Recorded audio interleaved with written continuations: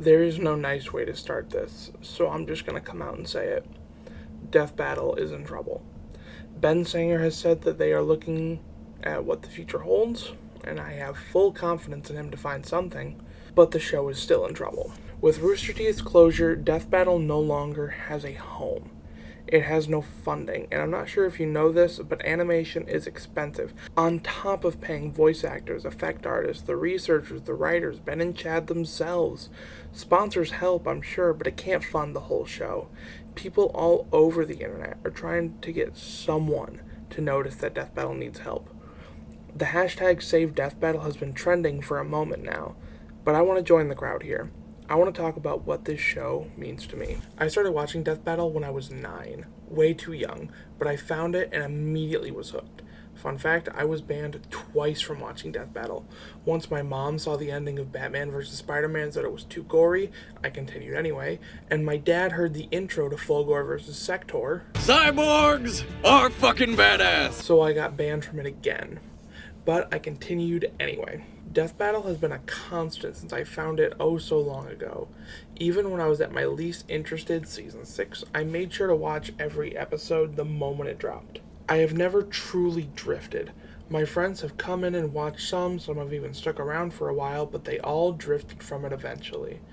But I couldn't. I loved it too much. When I was in 7th grade, I had a massive writing project in my English class. We had to put together every paper we wrote that year and write 5 additional papers.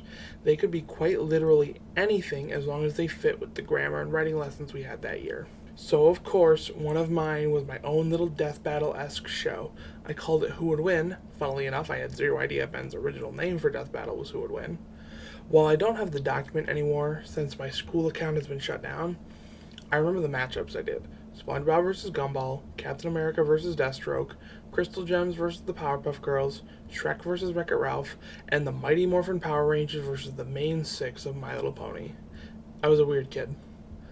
But I had so much fun researching, as in doing quick Google searches, writing and figuring out the winner. I think I got like 2, maybe 3 right. But I kept this dot going far after the project.